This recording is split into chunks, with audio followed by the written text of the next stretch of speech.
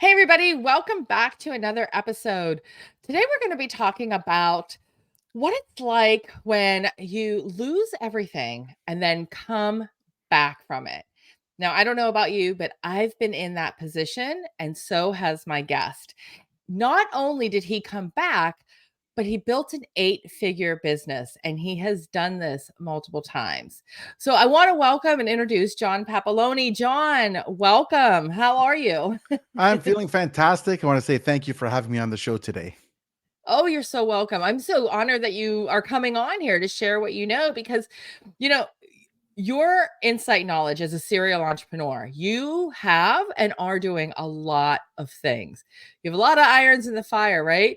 But Yeah, your insight on how do we get this going and how do we get to that next level is so valuable to me and to my listeners. So I want to talk about that. But before we do, tell us a little bit about who you are.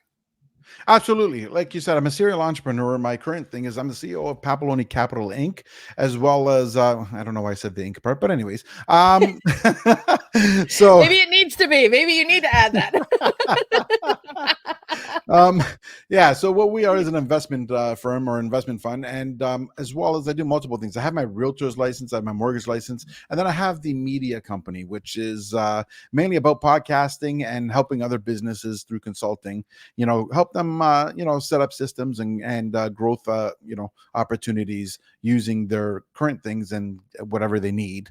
And it's interesting, right? Like, I mean, I'm gonna be changing my outlook in the new year. I'm actually, believe it or not, going to be dropping my realtor's license.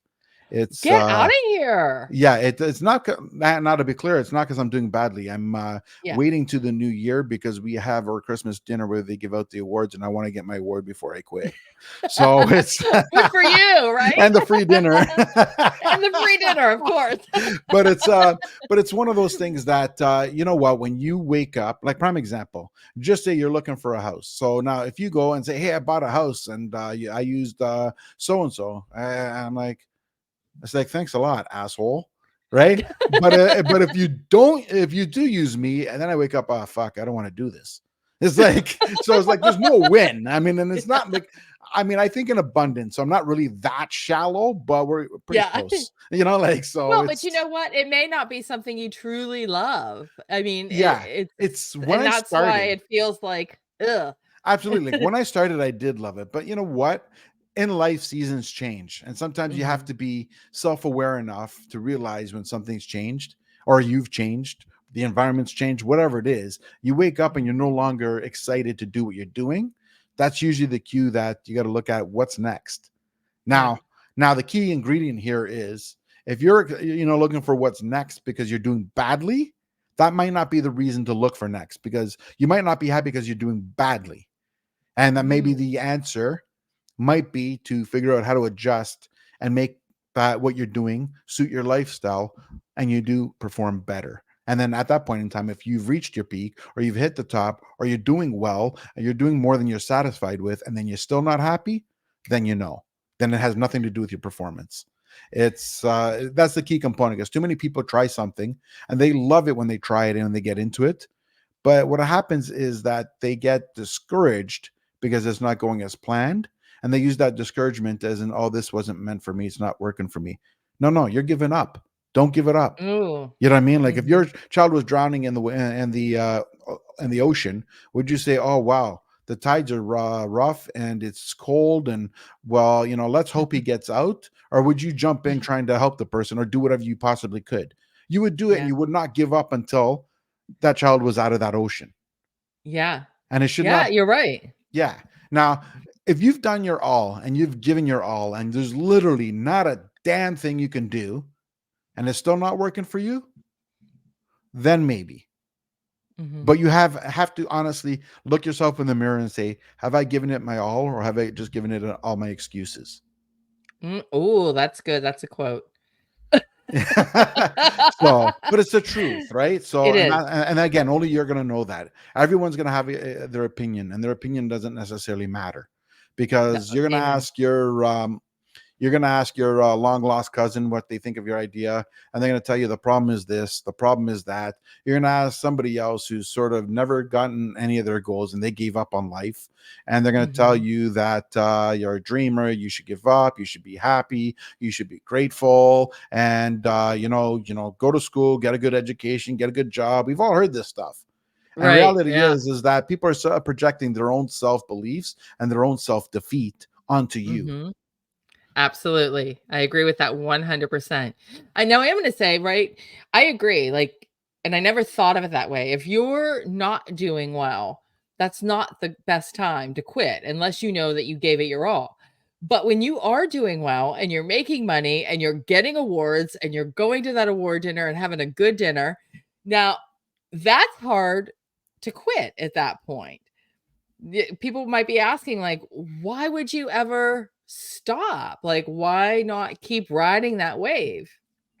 Well, that's because if you're miserable riding that wave, then that means you've ended your season, right? You got to Ooh, realize that life changes.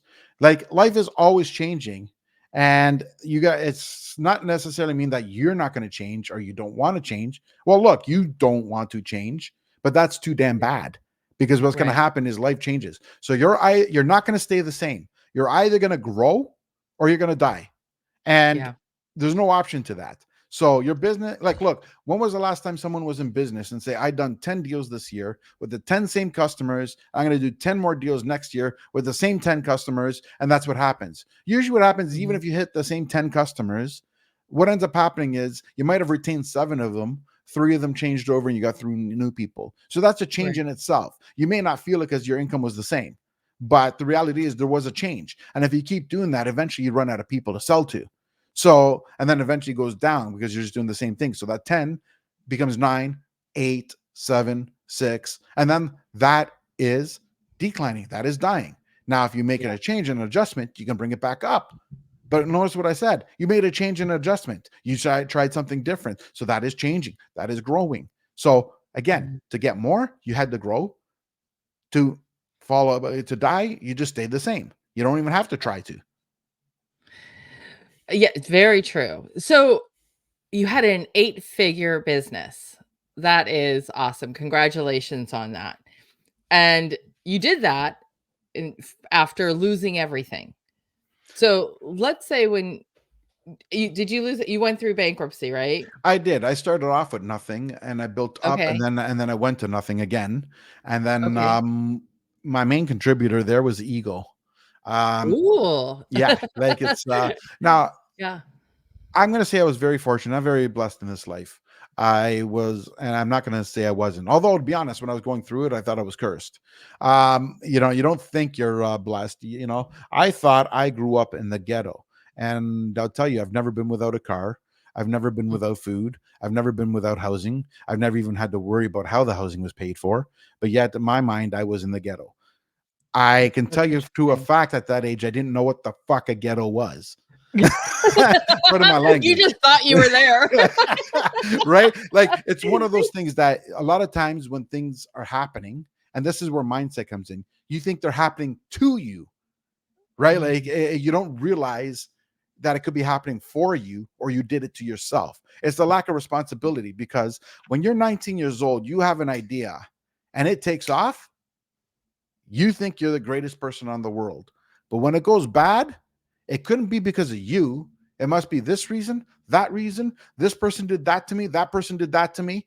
I couldn't have possibly did anything wrong, right? yeah. And that is ego. And that is one thing you become very, very humbled when you're looking at you when you go from not knowing what to do with your money, having one of every car you've ever wanted, and you're $110,000 in debt and the creditors are calling 4 to 5 times a day. I am the type of guy that we talk about why they created rules for those people because they would Are you it? right. For So you. yeah, it was one of those things that phone was ringing every 5 seconds, you know what I mean, and it was terrible. Yeah, I And bet. but that's my point. So then, stuff happens and you make choices in life and you live up with that responsibility. Now today I might have changed my decisions out there because again, this happened while I was 21 years old. So, you know what I mean?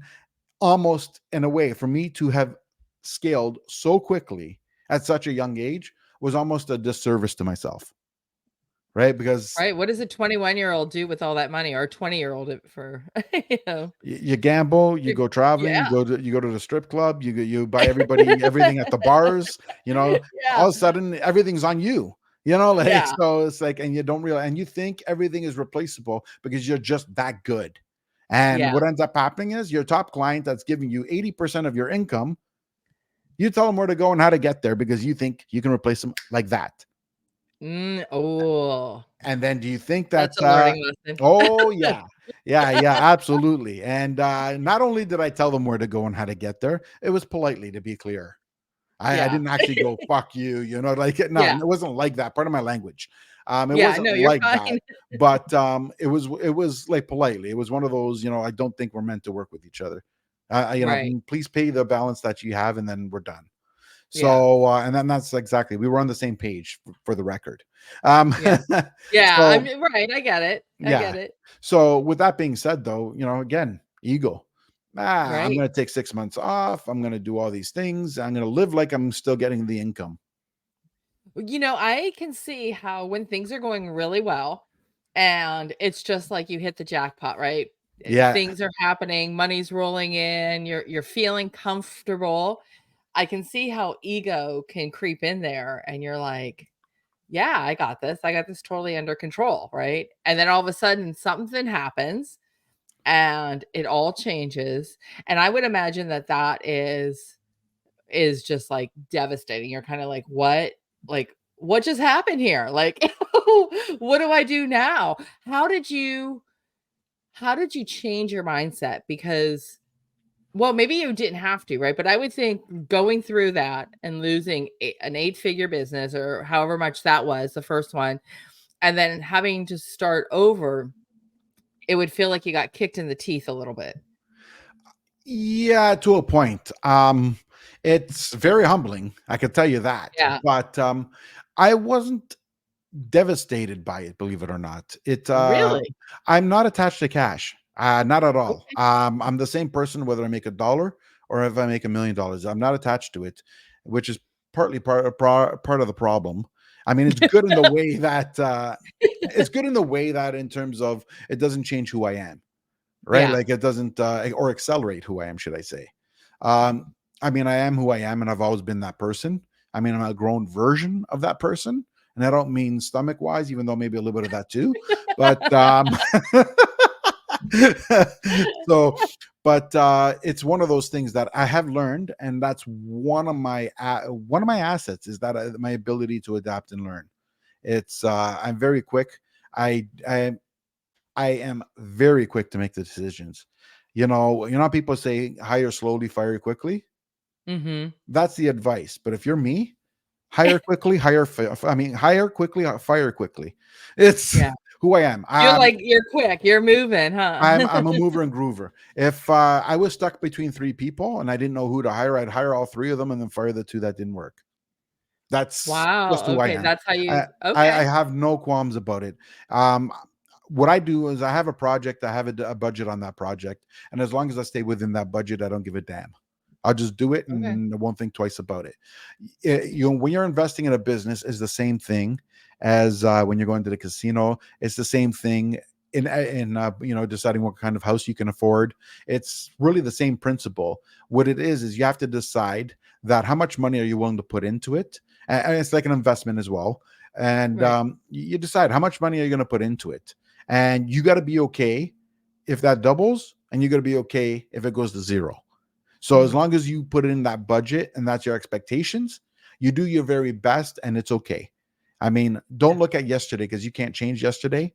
And the yeah, worst thing you can have is that you didn't try because you were worried about the money. Then you're on your deathbed going, I should have tried. yes, yes, I agree, and I remember in the beginning, I was so afraid to spend any money to invest in my business because I was I was a mom of 2 boys, divorced, only income, and money was scarce. I mean, it wasn't we weren't living large by any means, right? And I started the business, but I was so afraid to put money back in until I realized And I had to test it a little bit. When you do that, it does come back. You're either sharpening your skills or you're buying a product that saves you time so then you can focus on something else, or you're hiring a person who can do the things you don't like to do. But that's scary in the beginning, especially for a small business owner. Absolutely, but there's no reason why. Maybe it'll take you a little longer as a small business owner to get there, but there's no reason why you can't do it in increments. Why can't you? Look, if you made $100 and I say, okay, let's spend $100, you're going to, oh, I can't do that. Why? Well, because I haven't even paid my taxes yet. Oh, okay. Yeah. How much is taxes? Well, it's going to be about $30. All right, take out $30. All right, so now you have $70. Let's spend the $70. Oh, I can't do that. Why? Well, because when count the rent, you count all the expenses. That's another $30. Okay, so you have $30 for that. Yeah. So now you have $40 left. Let's spend the $40. Oh, well, how will I eat? Right. So you're Mm. always having excuses. The point I'm getting at, if I turned around and told you now that your rent and your government and the government is now going to raise their taxes. So your rent went up $10, your government went up $10. So that's now $40 each. Now you're down to 80. Now you got to survive on 20. Would you find a way to do that, or would you just cry away and say it's impossible? Let me die. No, you'd find a way to do it. You're going to figure Right. it out. Right. So why couldn't you do the formula here? Look, the cost of rent and hydro and all that crap should never equate to more than 35% of your income. Right. So that's on average. I know it's easier to say Mhm. now, especially with the price of everything. But Yeah. let's go with a general formula. You can always move out to find something cheaper. But so it should be about 35%. It shouldn't go over, at least not. Maybe the problem is also it's not how much you're spending, it might be how much you're earning. But I'm going to get to that in a minute. Okay. So is that and at the same time, your taxes are your taxes. You got to put that aside. You're not going to get around that. But Right. there's opportunities such as incorporating yourself and leaving money in the corporation, which will allow you to Mhm. pay lower taxes. Doesn't mean no taxes. It just means lower taxes. Right. So that might be best to leave as much as possible. Now, what you can do is pay yourself. You got to pay yourself first as well, right? Because at the end of the day, even when you sell your business and close your business, you still got to eat. Nobody cares that the business isn't there anymore. Somebody just turns around and says, okay, well, there's steak in my hands. How do I pay for it at the grocery store? Yeah. Well, you kind of need that. So I understand that. So decide what's your basic minimum amount that you can live off. And I don't mean including your vacations and Right. all that crap. I'm talking about your real basic. Like if crap hit the fan and I had $2 or whatever it is, where would I put it? That's kind of basic. So you have your basic rent or basic home ownership mortgage, whatever the heck that is, your basic minimum amount. Forget vacations. Go on vacations when you make enough money to go on vacations. Don't do it off of credit.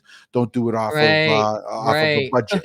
So Yeah. like, because in the beginning you're sacrificing that in order to build your long-term plan. So what's your basic income, basic minimum? Now, I'm not saying, cut out my Starbucks because I got to save money. I mean, there's a certain point in time that if it becomes a drag, you're going to quit doing it. So there's Right. got to be that balance. But your entertainment budget should not be $1,000 a month. I think that if you budget yourself, just say $75 a week, and you choose how you want to spend that. You want to go out to dinner, Mhm. go out to dinner. That means you can't have your Starbucks. If you want to spend it on Starbucks, go spend it on Starbucks. But the point is, $75 a Yeah. week is not unreasonable, right? So Right. that's $300 a month. Maybe when you count the fact that there's 52 weeks, maybe it's like 340 a month. But regardless, Right. the point is the Whatever. same. Yeah.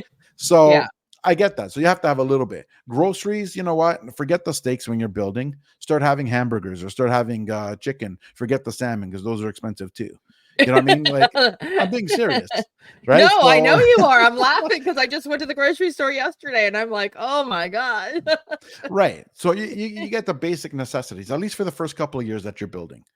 So, and you live off that basic. So, your personal income, that has to get paid. You're not going to live in a ditch. So that has to get paid. That comes out first, just like the taxes. Mhm. So taxes there, rents come first. All that's paid off. You should have something left if you're building a business. Now, what happens is now you might only have 10 or 15% left. So out of that 15%, we're going to say it's 15%. I will put 5% into savings for a rainy day fund. And I would take 10% and reinvest that into the business, whatever way it is to make it grow. And as Yeah. that number gets bigger, it gets bigger and bigger and bigger and bigger. And then eventually, when you have a flow going and you see it going, you find out what's working. Like if you have two products, you have water and just say electronic hard drives, and just say your electronic hard drives is only representing 9% of your business. Don't worry about it. Don't focus on it. Too many people turn around and say, oh, it's 9%. There should be 50%. Let's do a promo. No, say it's a dud. It's a shit. Throw it out. Right? Like, I mean, honor whatever it is that people have committed to it, but don't put any focus on it. If 90% of your sales are coming through a bottle of water, then find a way to triple that. Mm. Right? Because So focus on what the strong product or service is. 100%, because you can And always come back. If you really believe in this hard drive, you can always come back to it after your water is so successful you don't know what to do with the money. Then you can come back and figure out if there's a market for it. You don't yeah. want to do that with all the money you have and find out the one product that's succeeding you can't fund. Interesting. So a lot of times, and I've talked to business owners, they, especially in the service arena, they have a lot of different services they want to provide, and they're looking at promoting all of them or breaking up. Let's just say, like, well, January, I'm going to promote this, and in July, I'm going to promote that, in December, I'm going to promote that.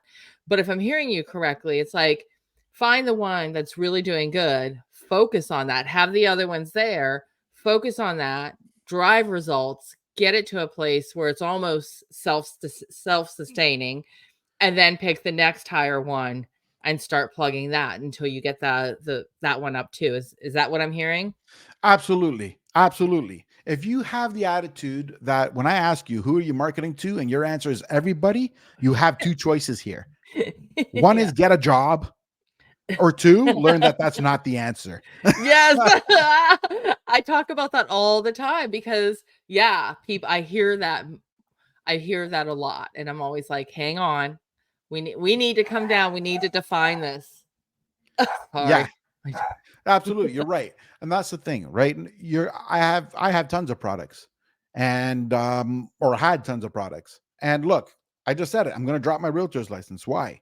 Because it doesn't allow me to live the lifestyle that I want to do, and it's distracting me from the products that I feel can better suit my needs. So, It, can I make money as yeah. a realtor? Well, I just said I'm going for the Christmas party so I can get my award. So And clearly the it dinner. pays. Yeah, well, the Yes. dinner's a given. But so why am I giving it up? It seems stupid.